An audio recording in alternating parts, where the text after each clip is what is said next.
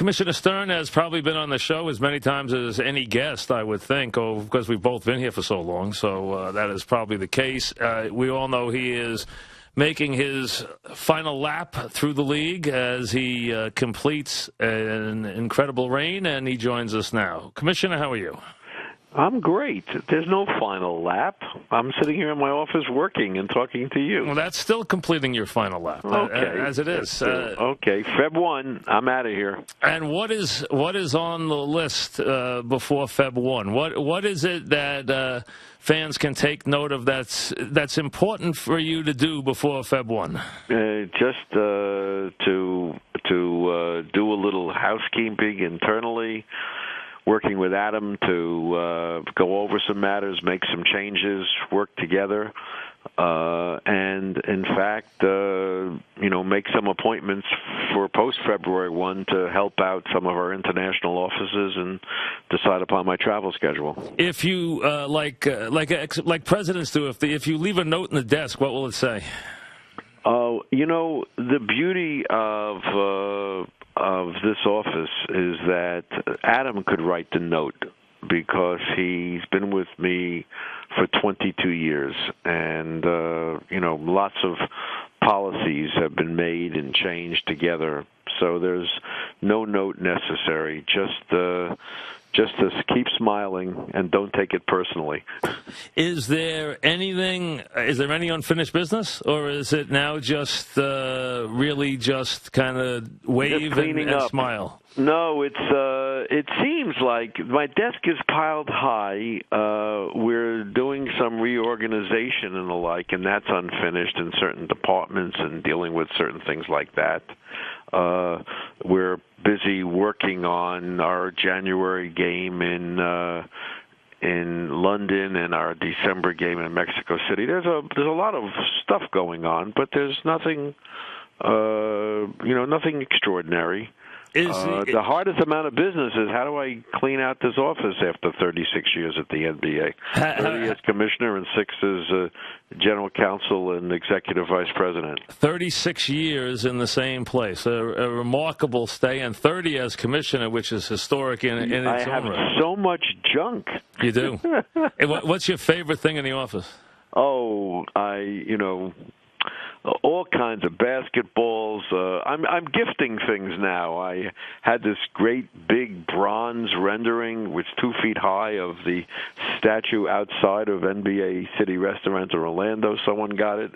I gifted an elephant from India that must weigh 30 pounds, maybe 40, to one of my colleagues. All kinds of stuff. I got all kinds of favorites. I just was looking at some of the Emmys that I have to wrap up for NBA playoffs and NBA other programming and the like. A lot of very fond memories looking at things from the Martin Luther King Holiday Commission and the Martin Luther King Monument in Washington. I must say that there are all kinds of things that we did here, from television to diversity to all kinds of good stuff. It's been a great fun. Is there one you would point to? Is there one you will look back on most fondly? Is there one thing that you would take credit for that you said, this is what I'm most proud of?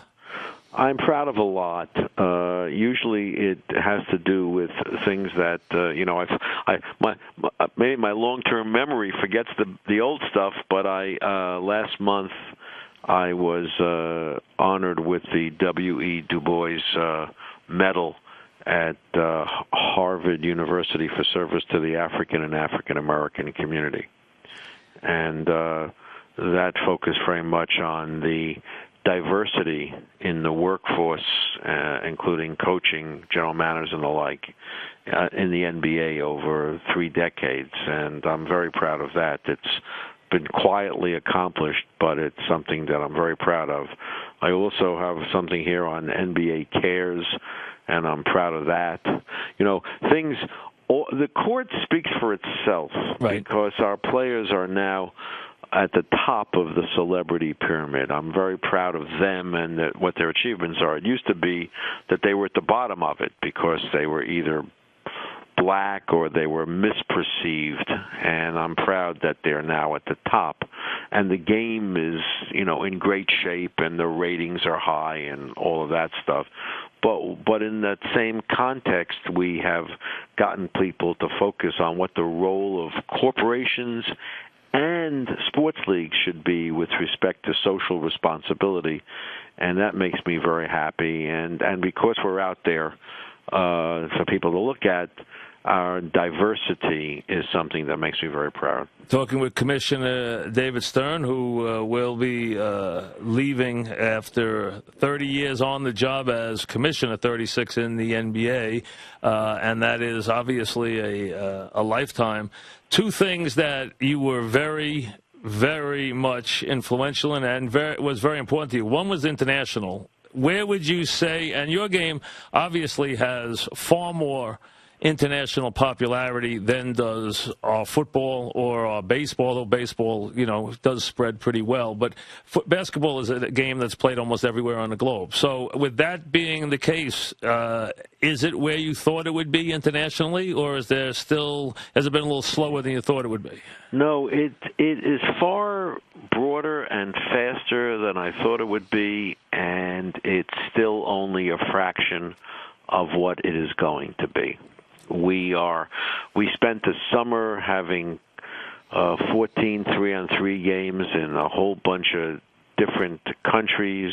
We are just concluding a series of clinics in Nigeria.